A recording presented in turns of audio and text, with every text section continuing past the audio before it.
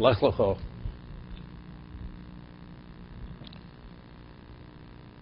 The Torah tells us, "V'yom Hashem el Avram, Lech Lecha mi'artzecho." Leave your land, Moladecho, your birthplace, Beis Avicho. El Ha'aretz asher eko, to the land that I will show you. Until this point, we find there's no relationship, open relationship between Avram and Hashem. Without any background, without any backdrop, all of a sudden, Hashem speaks to him. Doesn't say he appears to him. He speaks to him, leave your land, so on and so forth, and with all the various incentives. You'll become a great nation, you'll become wealthy, you will have acclaim, you'll have fame, and you will be a blessing, and so on and so forth. Usually there's an introduction. There's some relationship prior, and because Avram had done certain things, therefore Hashem now communicates. So here's a Ramban. He writes, "V'hinei zos ha'parsha lo bira kol inyan." Says this whole portion doesn't in any way elucidate the whole issue here. Kimatam sheyomer lo HaKadosh Baruch Hu azov v'artzecho v'eitiv imoch tova shelo hoyse kamo ba'olam. Why is Hashem, God, providing with such blessing and such incentives, and to leave his land? The Torah should somehow share with us that because Avram was such an exceptional servant of God, or tzaddik tomid, or he was so perfect as a tzaddik, or to give us some reason why is he telling him to leave the land. To understand, because only there he's able to be close to God, but in his previous location he's not able to be close to God. And usually the way the Torah normally speaks, go before me, meaning it's a prerequisite. You heed my voice, I will do good with you. There's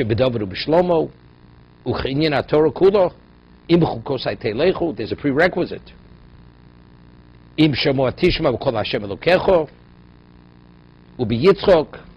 Why is he giving the blessing to Yitzchok? Bavur Avram Abdi. Avolafticho Bavur Yitzis Mitzrayim Ebotam. Yitzis Oretz. But here he's giving him all these guarantees just for leaving the land without identifying who Avram is. We have no indication of who Avram is as a person. So the Ramban writes, Avolatam, the reason for this is, Meishaosu Anchi Urkazdim Imoros Rabos Elamunosa Barakosh Baruch Hu. Says the members of the Ur-Kasdim community, they did terrible things to Avram Avinu. They persecuted him because of his belief in God.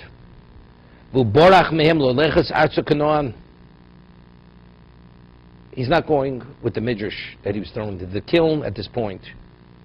And he fled from Kasdim and he came to Choron. But what was his direction? He was heading towards Canaan.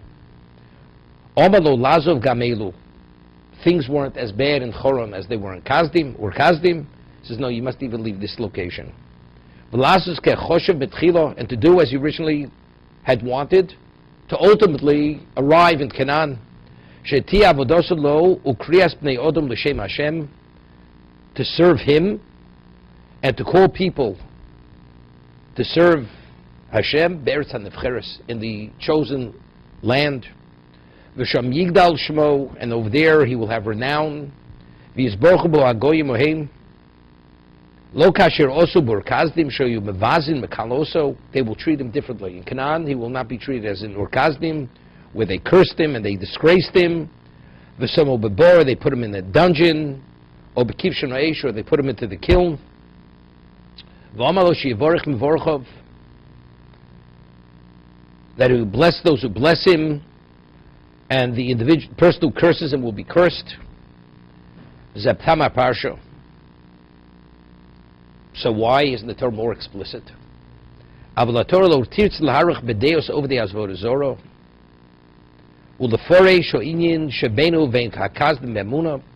doesn't want to get involved in all the details of idolatry, the idolatrous belief, the false positions.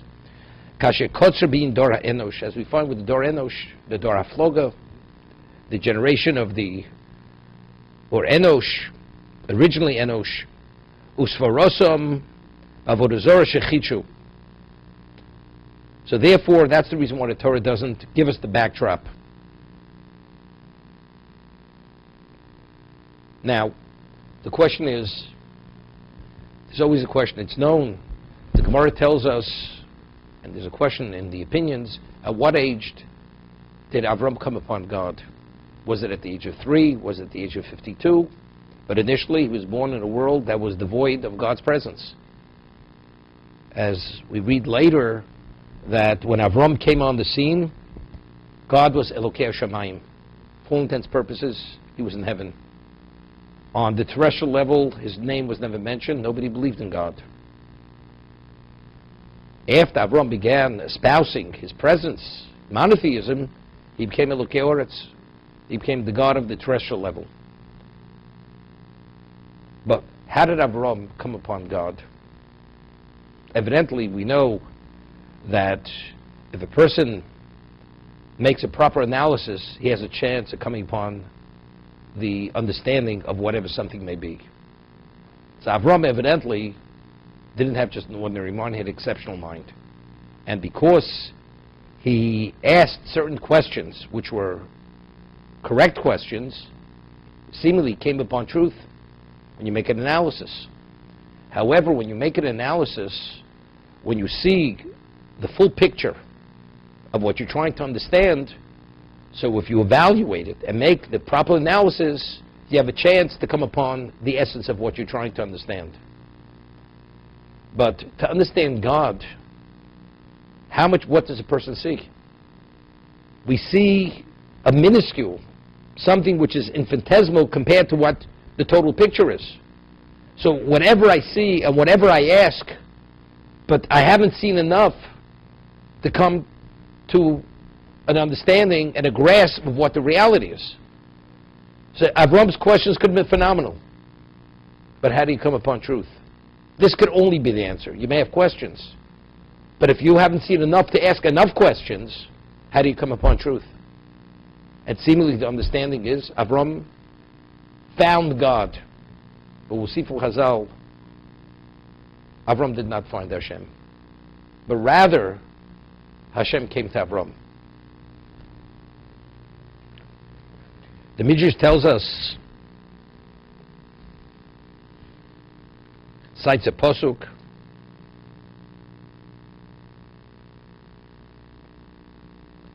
it's a posuk in Tehillim, Shimi bas uri'i.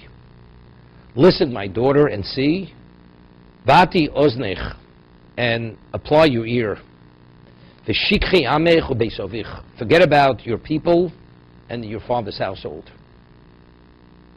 Omer Yitzchok, and this is referring to Avraham Avinu. Moshel le'echod shoy over bimokum l'mokum. A person is traveling from one location to another. V'ro bira achas dolekis, and he comes upon a citadel that's illuminated. It's illuminated. Omar, Tomar Shabira Zu Belomanik. Is it possible that this illuminated citadel, you come upon a palace, 1,000 rooms, 10,000 rooms, every room is illuminated. Is it possible to say that this citadel has no master over it? It's not possible. Things don't happen by themselves. Hitzitz Olav Balabiro. When the person asked this question, the master of the citadel glanced upon him, gazed upon him, V'omar ani balabiro. He says, I am the master of the citadel. He asked, how is it possible that this citadel shouldn't have a master? It's an impossibility. He says, ani balabiro. The master said, I am the balabiro. Avram asked questions, and they were valid questions. And every question he asked refuted every position of paganism. And he discussed it with all the leading theologians of existence of paganism. And he engaged in debate and discussion, and he asked the question, who is the master of this universe? Who is the master? And each one presented his position. But he says, it can't be. And he kept asking the question. Based on my understanding and analysis, it cannot be. And Avram Avinu said, I have to further delve and pursue this issue. And he couldn't come to an answer, couldn't come to a conclusion. Hashem says, Ani balabiro, I am the master of the universe.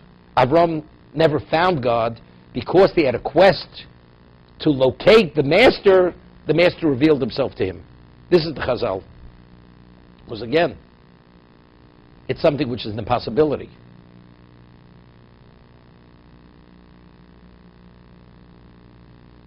There's a Maral. The Maral goes on the Pasuk. He goes to explain the Pasuk. Mi malag v'urs Hashem yashmiya kol tiloso. Who could express the power of God? Yashmiya kol tiloso. To say all his praise. So he explains that to be able to speak the praises of God, they're unending. Unending. Even on the most superficial level, you see the whole expanse of existence. But there's so much to praise, you cannot. It's impossible to express all the praise of God. But that's superficial. Even if you see things, but at best you see them superficially. But there's a depth, there's an unlimited depth of what you don't even see. See, even he's saying, Mi yamal gvuras Hashem, who could even express what we do see because it's endless. But Yashmiya kol tiloso, and even when you say that, even if theoretically you can, could you express all his praise because you're not even aware of what exists? It's the same thing. To make the analysis, what do you see? To evaluate the reality of who God is. So therefore, all Avram could do was ask the question. And it was a valid question. And the question was sufficient to put doubt and refute and undermine every paganistic belief. But he stood fast in his position. Mi balabira. Who is the master of the universe? And he didn't succumb. Until Hashem says, I am the master of the universe. The Gemara tells us that Chosama Shel HaKadosh Baruch Hu is emes. The signet of God is truth. The only one who could have relevance to God is a person who assumes his characteristic. What was Avram pursuing? He's pursuing truth. Factually, even though he posed all his questions to all these pagans, evidently they remained with their paganistic beliefs. Why? So what we always say is, very often you ask a question, and the answer doesn't fully satisfy the question. And the person's answer is, when he hears the answer, I think I could live with that answer. What does it mean, living with an answer? Either it is the answer or it's not the answer. Living with an answer means, as long as the question doesn't gnaw at me, that's sufficient. But what is the answer? You don't have no idea what the answer is. But that's not truth. Truth is, you understand why the question is not a question. The question is resolved. There's no resolvement here. Avram wasn't interested in living with the question. I could live with the answer. Avram wanted to know the truth. The rest of the world, they weren't pursuing truth. When a person pursues truth and is not willing to compromise on a standard of truth, then that person has relevance to truth. Therefore, Hashem, which his essence is truth, reveals himself as Ani balabiro. This is the reason. But a person who doesn't live a life of truth, he has no relevance to truth. Because again, this goes into the Valachta B'Drochov, assuming his characteristics, assuming his posture, assuming his profile of what he is, that itself allows us to attach and bind ourselves to who he is. This is the background. It was to such a degree that he was committed to truth and not to compromise on truth. The Torah only alludes to, or Kasdim alludes to what happened. Of course, it said, the Torah tells us, and Haran died in the presence of his father during his father's lifetime. So Rashi cites the Midrash that Avraham Avinu had destroyed the idols of his father. His father was an idol seller. And his father went and informed on his own son to Nimrod, who was the king. So Nimrod had given Avram a choice. Either you bow to the idol or you go into the fire. Go into the kiln. That was the choice he gave him. Avram says, I die. I prefer to die than live as a pagan. To bow to the idol. He throws him into the kiln, comes out alive miraculously. Haran, his brother, initially said, look, I'll wait to make my decision. If Avram comes out alive, I am from Avram's camp. If he doesn't come out alive, that means that God cannot help him, what he believes in. Then I will remain a pagan. When he came out alive, Nimrod says, what is your choice? He says, I will go into the fire. He went to the fire. This is the father of Lot. Did not come out of the fire. He perished in the fire. This is the story of Haran. So, to what degree was Avram committed to truth and not to falsehood? Not to live a life of a lie. Even he was willing to die for it. I will not live a life. So a person who has that level of commitment, of truth, even to die for truth, it's more than dying for principle. It's not just the principle. You don't live a life of a lie. The Gemara tells us that Rishoyim b'chaim kruyim mesim. An evil person, even when he's alive, he's considered like a non-existent person, as if he's not alive. Tzadikim b'misason kruyim chayim. If a person has an objective and a purpose and totally ignores it, and he lives as something other than whatever that purpose is, so his essence is not being addressed. It's as if that essence doesn't exist.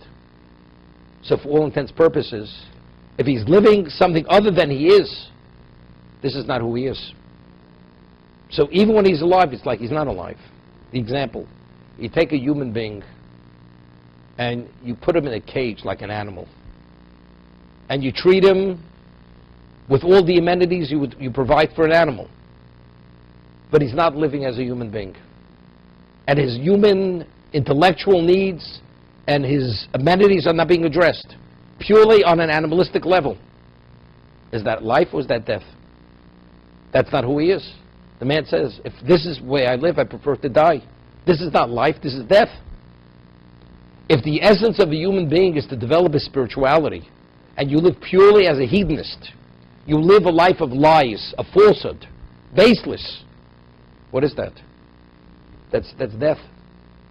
Your spirituality, for all intents and purposes, has no relevance to your life.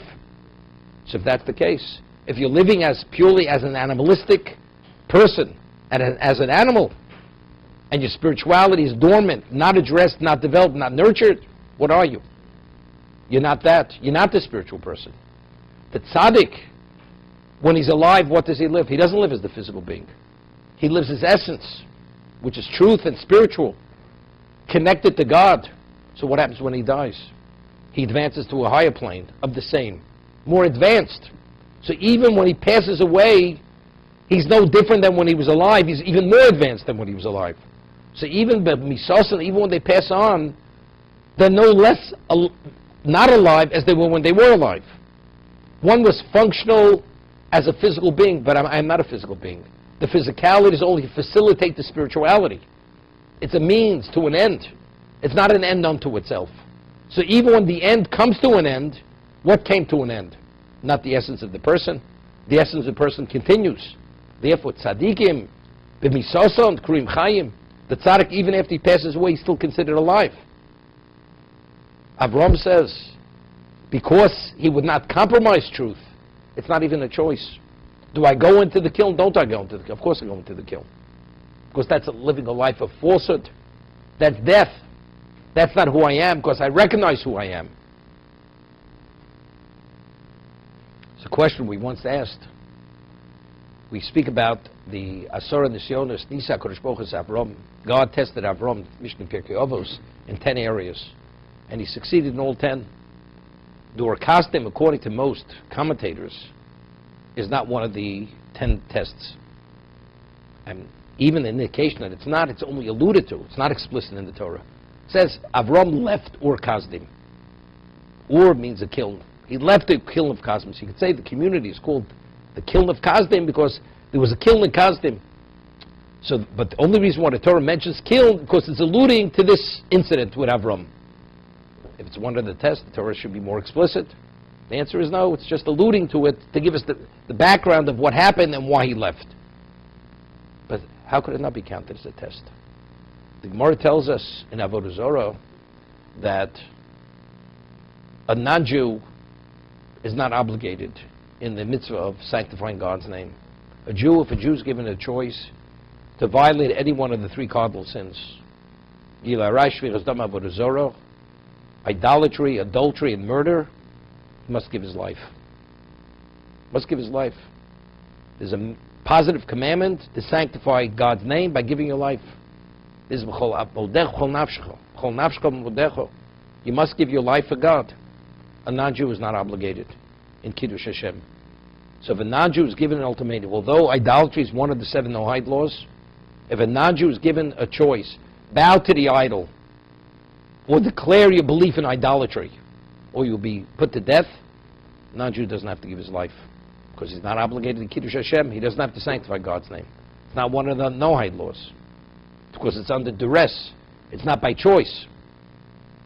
But yet Avram, he gave his life. He did give his life. Why did he give his life? So as we explained, that's the reason why he gave his life. He preferred to die for truth than to live a life of falsehood. But it's a tremendous accomplishment. It's something he's not obligated to do, but for the sake of God, this is something, an unbelievable level of accomplishment. It's one of a kind. We say every day, when God took him out of the Ur Kasdim, Asher Rotzeisim Ur Kasdim, V'samta Shema Avram, Motzos is Levavu Nemen Lefonecho. You found his heart faithful to you. God took him out. It was a tremendous accomplishment. Not to be obligated to die and choose to die for the sake of God is phenomenal. So why isn't it counted as one of the 10 tests? It should be seemingly no less than Lech Lecha, than leaving your homeland, your birthplace, and your father's household. But it's not. Now, what is a test?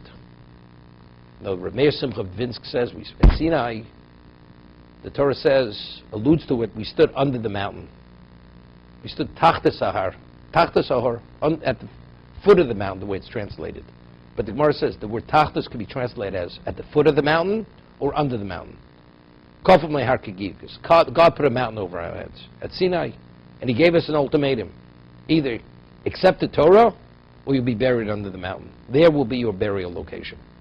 And we said, we accepted. We accepted. So there's a famous word from Rav Meir Simcha Vinsk that he says that it doesn't actually mean that he put a mountain over our heads, but rather what it means that we achieved such an absolute level of clarity that we have no choice but to accept. We always speak about the power of persuasion. What's power of persuasion? Whenever the Torah says, Kachas Aaron Ochicha, Hashem says to Moshe, take your brother Aaron, install him as Kohen Gadol, as the high priest. An unintelligible creature you take. An inanimate object you take. A person who has control over his own behavior, you don't take him.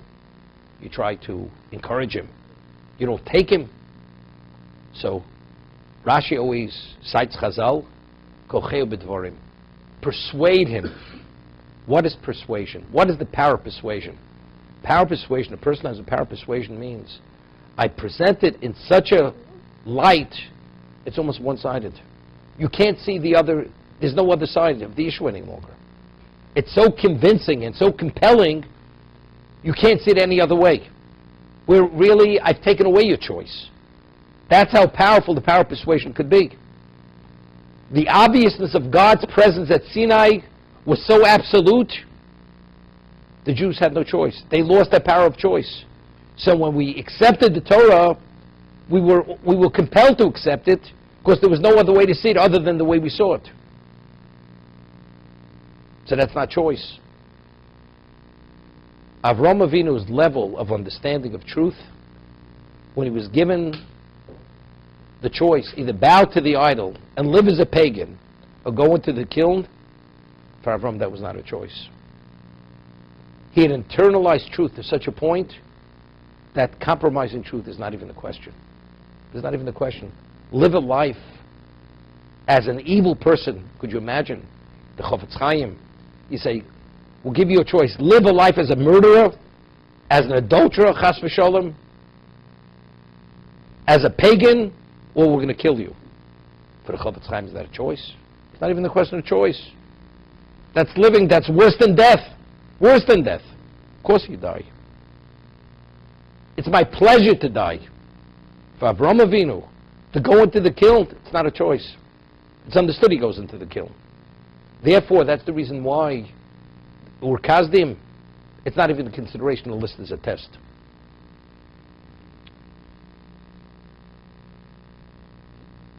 In many areas, a person who's a committed Jew, of course, everybody could be tested at every level. Could be tested. But to many people, in certain areas of life, it's not even the test. There's a famous story. Rabbi Yosef Zecher Tzaddik Levracha was alive. So there was a woman, she already was 95 years old, and she was blind. And in her life, as an adult, she never ate on Yom Kippur. Never ate on Yom Kippur. And the doctor says to her, you must eat on Yom Kippur, because otherwise you're going to be putting your life in jeopardy. The woman says, I can't. There's no way I could eat. But you're going to die. She says, I can't. Under no circumstances will I eat Yom Kippur. So there's a story. So Reb Elyashiv, what he suggested then was, she was blind, the woman. So we know that at the end of Yom Kippur, they blow the shofar. So he said, look, the woman doesn't know, has no sense of time, whether it's the end of the day, the middle of the day, blow the shofar and say, Hoshana Ba B'Yushalayim.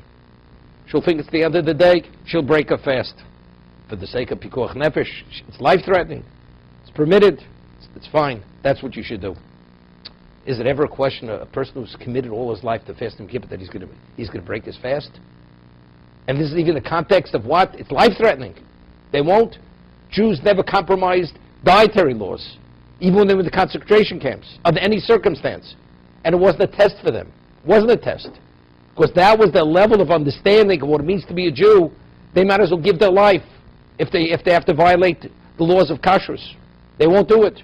Or violating Shabbos. The level of commitment, understanding its value for themselves, they will not violate under any circumstance, regardless. There was never a moment they even wavered on it. Because that was a level of internalization of the value of whatever that mitzvah was. So if this is people we could relate to, Avraham Avinu, Avraham, the founding father of Klal Yisrael, the person who came upon God, or the man, the only person who referred to God as Master, Adnik, the first person in humanity to come upon Hashem and refer to him as Adnik, he shouldn't have that level of clarity.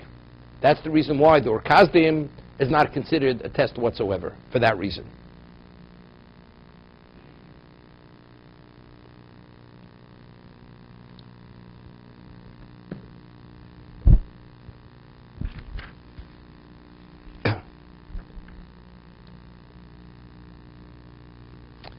The Midrash tells us,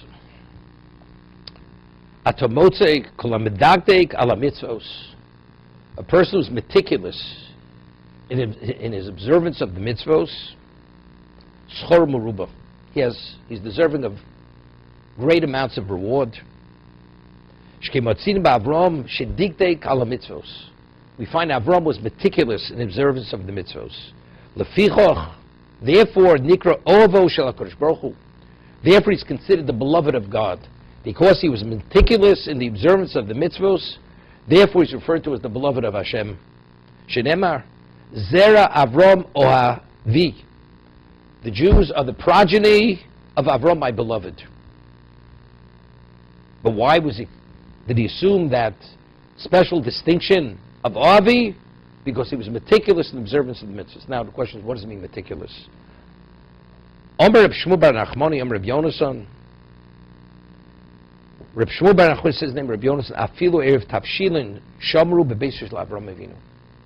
In the household of Avram, they even observed erev tafshilin, which is purely a rabbinic enactment, to be permitted to cook from Yom Tiv to Shabbos, which is purely rabbinical.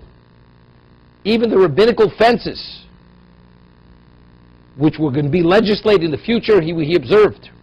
Shenemar. Where do we see that he observed even rabbinical laws? Avraham Avinu. Shenemar. Vayishma mishmarti. Mitzvosei chukosei v'torosei. He kept my Toros in plural.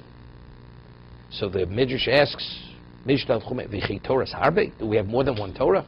What do you mean he observed the Torah in the plural? Harikvar nema Torah achasi Elochem. You will have one Torah. Uksiv Torah achas mishpar echod is only one Torah. So what is the meaning of? Because he observed Torosoi, my Torah is in the plural.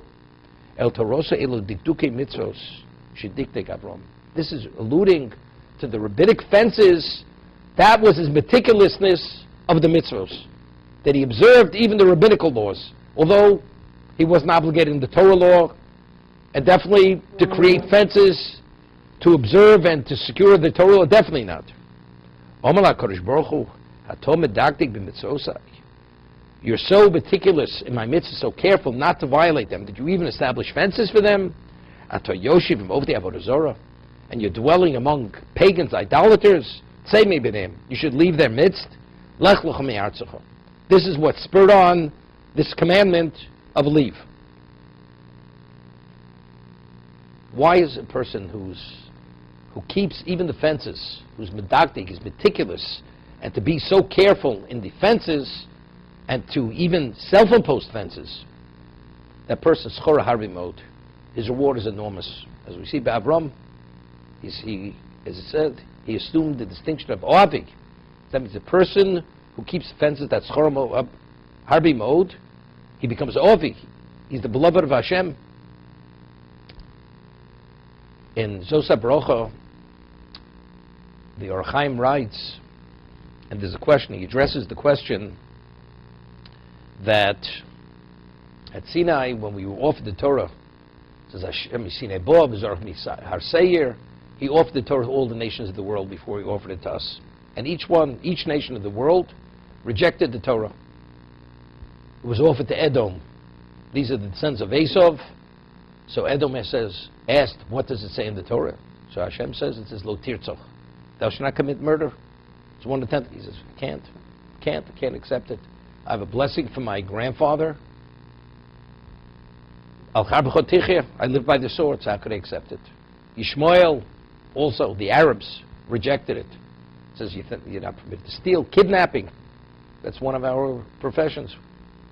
The human slave trade, it's one of the things we do, plus many other things. They rejected it. Finally, come to Klal Yisrael. Would you accept my Torah? Nasiv v'nishma. We accept it unequivocally. Although we don't even know the extent of the obligation, we accept it. Hashem is amazed. He says, Mi gilo roze labonai. Who revealed this secret to my children? That they express themselves as angels express themselves. That the angels do the will of God even before hearing what their command is. Okay? It's phenomenal. What happens? We're at Sinai. God puts a mountain over our heads. We already accepted unequivocally. What are you putting a mountain over our heads? We've accepted. We've embraced it selflessly. God is amazed at our response. Now we're going to put a mountain over it. Now you either accept or you're going to be buried under the mountain. We just said we accept unequivocally. What are you putting a mountain, giving us the ultimatum? There's no need to give us an ultimatum. So this question is asked by Tosfos. Tosfos' answer is, we read at Sinai, there were fires. There was like an inferno. What exactly was that inferno? What did it represent? That represented the liability if one transgresses the Torah. That represented the fires of Gehenna. When they saw the level of liability, if you should fail, they had second thoughts. They said, maybe we're too hasty. Maybe we should retract. That's why God put the mountain over their head. That's Tosas' answer. That's what Tosas answers. That's what is needed to give them the ultimatum. Either you accept, if you retract, you will be buried under the mountain. There will be no future. Rachaim HaKodesh explains it, no. That when it came to Sinai, God says, as a human being has many blind spots. And we're not always fully cognizant. Therefore, there's a need for rabbinic fences. You have to commit yourself that whatever the Chachomim will dictate and legislate and propagate in the future generations to secure the Torah, you must accept. They said if that's the case, it's endless. It's too much for us. That we will not. Your word we accept. But what the rabbis, what they legislate and promulgate, that we will not accept. We feel secure enough we'll be able to observe it properly. God said no. It will not last. Ultimately, you will compromise, you will fail, because that is the nature of a human being. You must accept that whatever the rabbis, you should not deviate from whatever they dictate. That's the basis of every rabbinic law. Every rabbinic law is a fence. Because they weren't agreeable, put a mountain over their heads. If the kablu mutav, if you accept the Torah, will be good. If not, you will be buried under the mountain. So, what guarantees that the Torah should be observed properly? This is the Duduke Mitzvahs. This is the Erev Tavshilin. This is an Erev Tavshilin. Every rabbinic law, the Torah says you're not permitted to add to the Torah. So what are fences? Fences are not adding, it's securing the Torah. Every rabbinic law is a fence to protect the Torah. Asu mishmeres mishmarti. Create a fence to protect my law. That's what the Torah wants. Because otherwise we cannot succeed. We will definitely not succeed. Why was Avram, why was he called Ohavi? My beloved. Because he was concerned. Because he understood that you cannot worship God, serve God, as knowing what a human being is, with all our foibles and all our failings and all our weaknesses. Without the fence, you will not succeed. You have a road. It could be a 20-lane highway. You have a guardrail. What do you need a guardrail? You never know, because you could drift off somehow. Just in case, you shouldn't go off the road. A human being needs a continuously safety measures. We need internal guardrails. In addition to the fences which are legislated by the Chachomim, read in Pirkei Avos, right at the beginning. Shimon HaTzadik, Bishur Knesset HaGadolah, Shimon HaTzadik, pious, who was a remnant of the High Assembly. What does he say? Asay l'cho siyog, Asay siyog l'Torah. You should make a fence for the Torah, meaning each of us, besides what the Chacham legislate. Every one of us knows our weaknesses. Every person we know our vulnerabilities. We have to have self-imposed fences. This is Asay siyog l'Torah. Because again, the only way you could serve God properly as a human being, you have to have self-imposed fences. Besides what the Chachamim. He was medakdek. Why was he? Schorcho harbi mod. Why did he have such great, enormous reward? Because he accepted upon himself even Erev Tavshilin. This is the understanding. And that's what we didn't want to accept. That's Toros. He kept Torosoi in the plural. He said, we're not even talking about Torah Sheba'al Peh. This Torah Shebasaf, Torah Sheba'al Peh, and this is the rabbinic laws that we're speaking about. There's a famous Rabbeinu Yonah in Pirkei Avos on the Mishnah of Asay Siyog l'Torah. He quotes an Avos the Reb Nosson, where over there he writes, the Rabbeinu Yonah writes, he writes in the two locations, mentions it, that he says all mitzvahs in the Torah are the equivalent of these are his words, paparos liyireh shamayim. It's like the appetizer compared to the entree, to the main course. And he explains, one of the mitzvahs in Torah is v'yireisem Hashem Elokecha. You should fear God, revere God. Fear and revere God. There's a mitzvah to put on tefillin. there's a mitzvah to observe the Shabbos. You ask, but why do you observe the Shabbos? The answer is because God said, I must observe the Shabbos. So simultaneously, as you do the mitzvah, you're fulfilling the mitzvah of fearing God. Because what is the basis for observing? Your fear of God. Because if a person wouldn't fear God, it's irrelevant what God says. So the actual observance is based on the fear of God. That's why you do the mitzvah. So therefore, the mitzvah of fear of God is intermingled and intertwined with every mitzvah that which we perform in the Torah. You study Torah. Why am I studying Torah? Because God said I must. So again, if that's the fear of God. In what context does one demonstrate a greater degree of fear of God? In a rabbinic law or in a Torah law? So, based on the Avos Reb Nosson, based on the Pasuk Shir Hashirim, Avos Reb Nosson says, Chavivin divrei sofrim yosem miyenu shel Torah.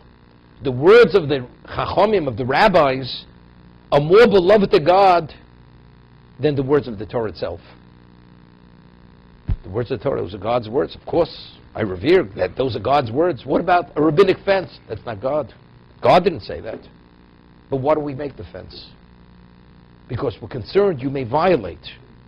So, by observing the rabbinic law or by making a self-imposed fence, asay siyog the Torah, it's a greater concern that God's will may be violated. So in what context are you demonstrating a greater fear of God, degree of fear of God, when you observe a rabbinic law? That's why Chavivin divrei sofrim yosem miyenu shel Torah. So in actuality, if the essence of Torah, of the world, and the mainstay of Torah is Yiras Hashem, is fearing God, so why is a person, when he observes, he does the Dikduki mitzvos, the rabbinic fences, why does he become Oavi? A person who truly loves someone and reveres someone. I don't want in any way that your honor should be tarnished or be compromised.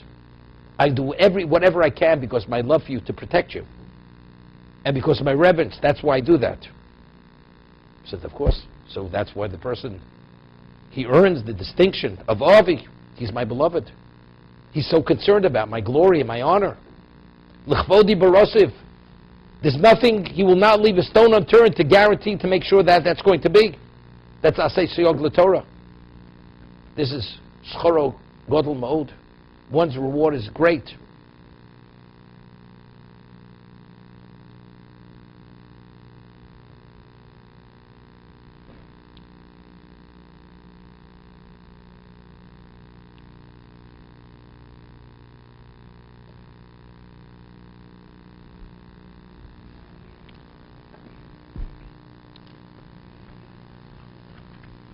Hashem says to Avram that if you go to the land that I will show you, Eschel Godol, I will make you into a great people, great nation. Varechacha, I will bless you. Vagado Shmecha, your name will become great. You will have acclaim. You will have fame. V'yei brocha. So one of the interpretations, based on the Medrash, Rashi says, Ve'eschel Godol, you will be made into a great people, great nation. Zeshomrim Elokei Avram. We say Elokei Avram in the Shemona Esrei. V'avarecho zeshomrim Elokei Yitzchok. We say Elokei Yitzchok. V'agadlo shmecho zeshomrim Elokei Yaakov. Okay, let's understand what this means. I will make you into a great nation. That refers to Elokei Avram. The question is, what does it, being a great nation, have to do with Elokei Avram? Okay, Avram is, Hashem is the God of Avram. He's the God of Yitzchok. Agad Shmechu, you can have a claim and fame. You want to tell me Yaakov was special? He's special. But to say that's the meaning of you will have a claim, of course you're going to say Elokei Avram, Elokei Yaakov. How do we correlate Eskol Godel with Elokei Avram? And Vavorecha, you will be blessed, Elokei Yitzchok. Of course, Yitzchak is a blessing. And Elokei Yaakov is Agav Shmecha. You will have a claim, you will have fame. Just a simple understanding of the Midrash, how we correlate one with the other. Moshe Rabbeinu says to Klal Yisrael, Atem adveikim Hashem Elokeichem chaim kulchem hayom. You cleave to your God, chaim kulchem hayom, and that's why you're all alive. What is the meaning of that? What is the source of all life? God is the source of all life. God is what we refer to as the Kor Chaim. He's the source of life. He's the source of all existence. That's what he is. So how does one merit life, eternity? By attaching yourself to the source of eternity, which is God himself. God's the source of everything. A person wants bracha in his life, blessing. You attach yourself to the source of blessing, you're blessed. Because you're rooted in the source of all blessing. Because you cleave to Hashem Elokeichem, to your God. That's why Chaim Kulchem. That's why Klal Yisrael is eternal. Because we are intertwined, enmeshed with God. Therefore we're eternal people. Therefore we're Chaim, continuous.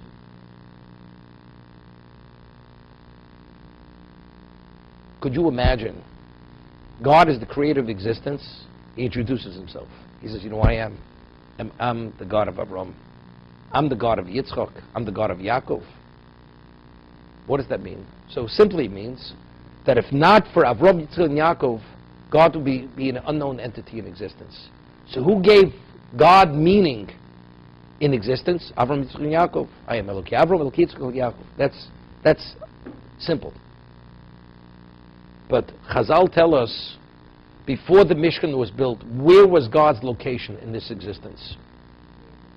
Each one of the Avos are referred to as the chariot of God. That was his location. Hein HaMerkava. Avram was the Merkava, Yitzchak was the Merkava, and Yaakov was the Merkava. Each of them was the location of God's presence. As the Holy of Holies in the Mishkan and the Beis HaMikdash was the location of God's presence, Avram was the location of God's presence in this existence. And the same thing was true with Yitzchak and Yaakov. Eschol Goy Godol. Why did we merit to become Goy Godol? Because since Avram was the Merkava, because Avram, the nature of the attachment was as it was, that he merited that God should be he should be God's location. What is generated from that? As life is generated when you're attached to the Makor Chaim, which is God, what is the basis for Eschol Godol? The Midrash tells us, it doesn't say, I will make you, I will place you to be a great people. Asimchol Godol. It says, Ve'eschol. You will be a Bria Chadosha. You will be a new creation. This is Klal Yisrael at Sinai. Klal Yisrael at Sinai, we became Goy Godol. This is what we became the Goy Kodosh. We became the holy people. We became the Am Segula. We became the Mamlechas Kohanim. This was Sinai. Now, what was the basis of Sinai? Why did we merit a Sinai? We merited a Sinai because since Avram, the founding father of Klal Yisrael, was so special and achieved so much in spirituality, he was worthy that God should he should be the location of God's presence. So because of his level of attachment and his capacity to contain spirituality and the ultimate, which is God himself, what was a consequence of that? Eschol Godel. What was the basis for Avorechacha? The Klal Yisrael I will bless you. We have unlimited blessing. Elokei Yitzchak. Because Yitzchak was worthy to be the Merkava. As a result of that, he attached himself in his capacity. What was the derivative of that? The derivative of that, the outgrowth of that, was Vavrechacha. And what's Vagad L'Shmecha? You will have acclaim, you will have fame, you will have renown. Elokei Yitzchak. Yaakov being the Bechir Sheba'ovos, being the most special of the patriarchs. Yaakov Ishtam Yoshev Oholim. What is the outgrowth of that? So that means each of them had their uniqueness, each one of the Ovos. So for each one's uniqueness, They were qualified to be the location of the divine presence of the Shekhinah. What was the outgrowth of that? The outgrowth was fame. What is fame? What is renown? Renown and fame is something which pervades and permeates all existence. Who was the one who merited Nachla B'li Mitzorim?